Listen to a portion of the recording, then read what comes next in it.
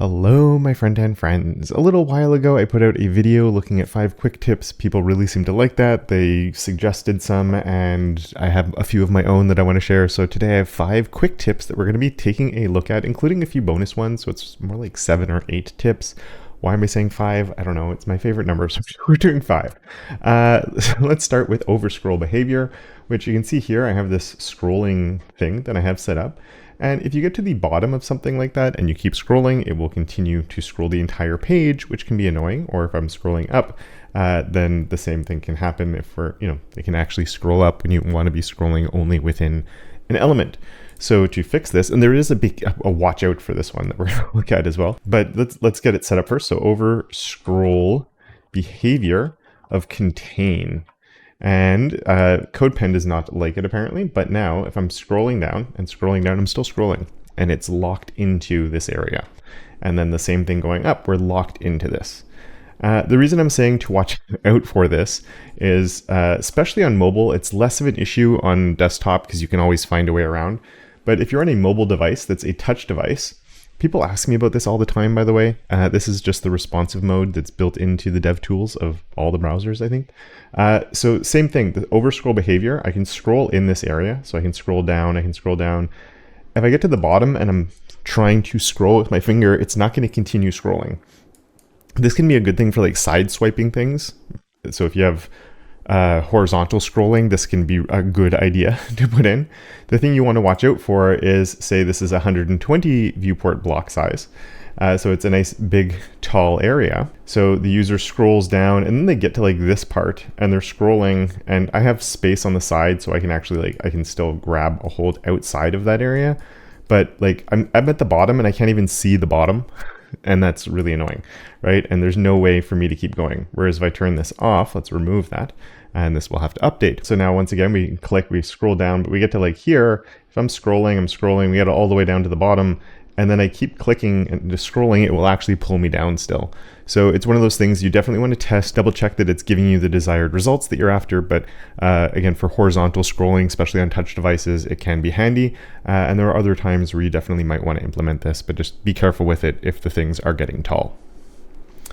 Cool. Next up, we have caret-color, which is a fun one in that not a lot of people know about it. So you can see I'm set up caret-color orange-red right here. And that means when I click into these, you can see the caret is actually orange-red. It's getting the color in there. If we don't have that, it's just going to be the default of white, which, there we go, it is updated. So if you want something a little bit more on brand, you can just use your caret-color on your inputs and nice and easy. The only problem here, and this is our first bonus tip, is the caret by itself isn't super obvious, right? It's kind of small. There's not a lot you can see. We can actually change the caret shape now, sort of. This is a progressive enhancement. It's only in Chrome at the moment. So I am in Chrome. We have my caret-color set up. So we can come here and say caret shape. And if you're going to be changing the caret color, you might as well change the shape while you're at it, just to add a little something. So I think the default is bar. Let's see if that actually changes anything. No, yeah, that's the default one, so that hasn't changed. We could change this to a block, and block is if you want to do like the old, like these. And you might not want orange-red that's like super deep like this. Let's see if we can do a HSL from, I should probably use OKLCH. We're going to say orange-red. LHSL over 0.5 to lower the opacity of it. I haven't tried this. This is we're freelancing here. Yeah, you can reduce the opacity of it. So yeah, that could be something interesting that you bring in just to make things look a little bit more interesting along the way. If you have a certain style that you're after with a monospace font or something. So that is the color shape. The other option you do have here is underline or underscore. I'm seeing underline as the autocomplete, but I'm pretty sure it's underscore that we want to use here. And there you go. I've come in. It's kind of hard to see. Let's just put this opacity back up to 1. This is a relative color, by the way, if you've never seen it before. And yeah, you can have underscores coming in as well. So we have a few different options there. And moving on from caret shape, we have accent color, which is the same idea of getting into the world of coloring things. So you can see I have my checkbox here. We want to get things more on brand to match our caret color that we just changed. So on the HTML, this is an inherited property, so just declare it as high up as you need to. We can say accent color, just accent. And we're going to do with orange, red here as well. And all of these will change over to using that color. There's a few good things with this. First of all, the support's pretty good. It will work for all of these elements. And you'll notice the checkbox, the color of the check mark is black right now. If we change this to say yellow, actually no, yellow would stay black because yellow is very bright. Let's change this to, what's a dark color? I can't think of a good dark color off the top of my head for some reason. I always use light keywords, and the dark ones are never dark, right? Let's try dark green. I'm guessing is actually dark. There we go. And now you can see the check mark is automatically switched to white. So it's always going to take the higher contrast. The same with our radios. The color of the radio there will always use the higher contrast color automatically.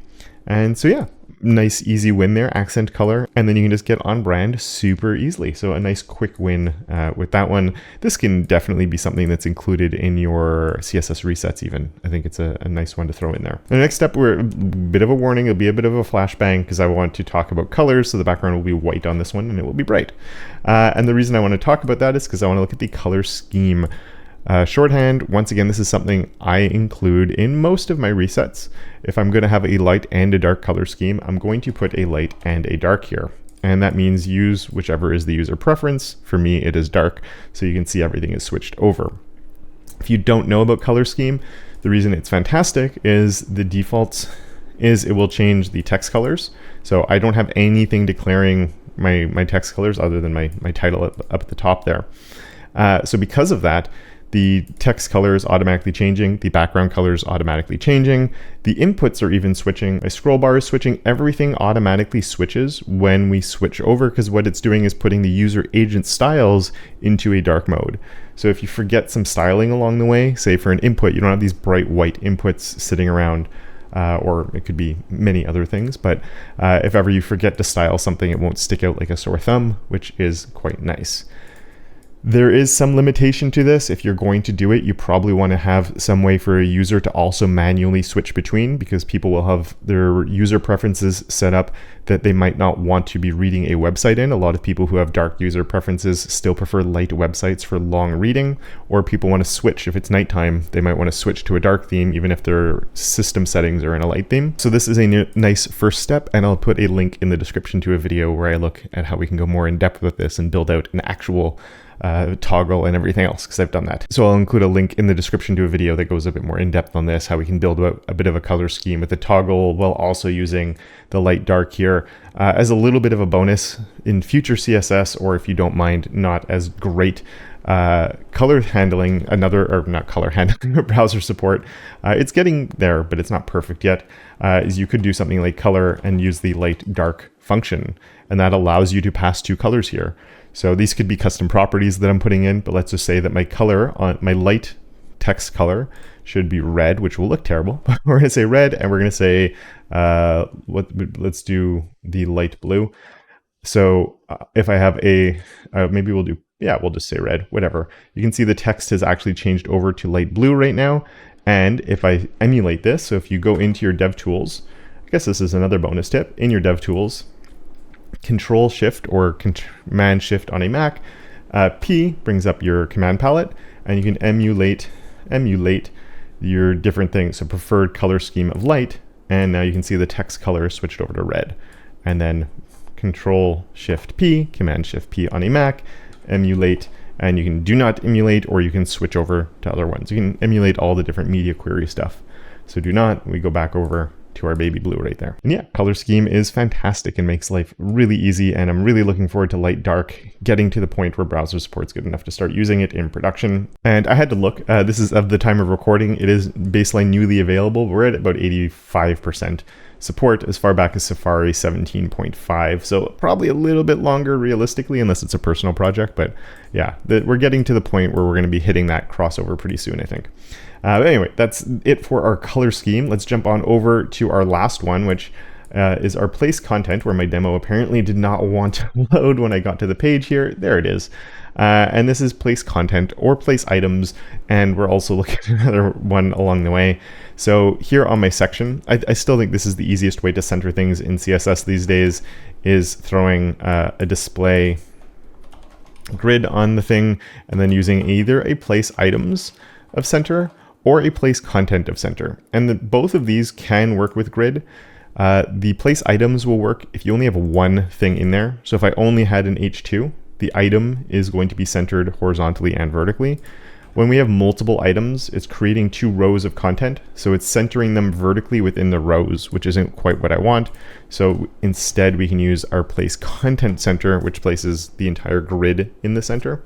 And it's probably the easiest way to center something. You can actually do this now. Again, browser support's not good enough anyway, but you can also do this in a div now, or block level elements, I should say, because this is a section, not a div.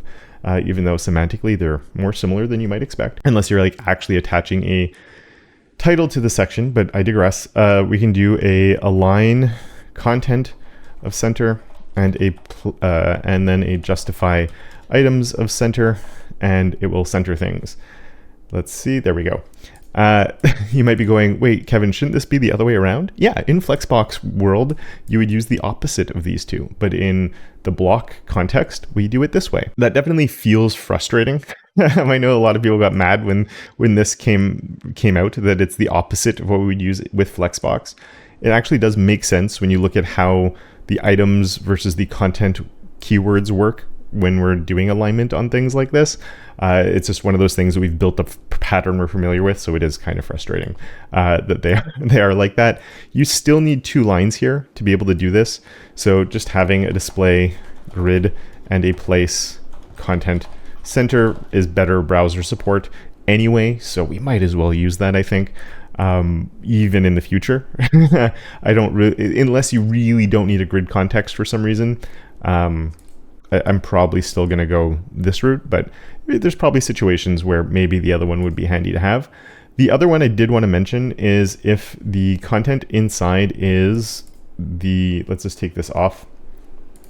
We can take this off, and we're going to add a position relative here. Position relative, because I want to talk about the place things. So on a positioned element now, you can use the item or self things, if that makes sense. So let's do that. That's my H2. So my H2 is going to get a position of absolute, and I can actually do a place self. Oh no, we need one more thing. I'm going to say inset of 0. So top, bottom, left, and right of 0.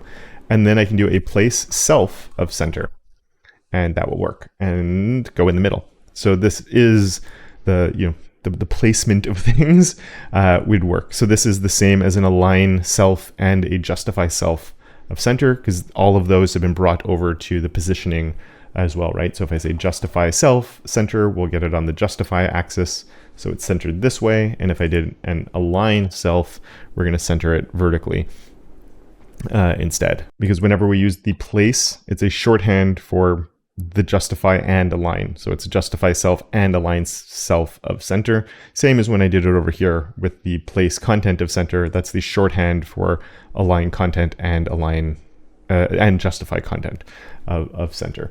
So yeah, a bunch of different ways you can center things, a few bonus tips along the way there. I'll put links to the original video down below, and they should be on screen to the couple I mentioned along the way, including that one on the color scheme stuff that I talked about. And with that, I want to say a very big thank you to my enabler of Awesome Johnny, as well as all my other patrons and channel members for their continued support. And of course, until next time, don't forget to make your corner of the internet a little bit more awesome. And we're almost at 1 million subs as the time of this going out. Probably really close. Maybe we passed it, maybe not. Just want to say a very big thank you to everyone for helping me get there. If we haven't yet hit it and you haven't yet subscribed, please do consider subscribing to help me get there. That'd be pretty cool. It's a big milestone for us YouTubers. So yeah, thank you to everybody who has continued to support me, whether it's through Patreon, channel membership, or just watching and sharing my videos. Yeah, it's been a fun ride, and we finally got to 1 million, or are getting to 1 million, but whatever it is, thank you so much, everybody. And of course, until next time, don't forget to make your corner of the internet just a little bit more awesome.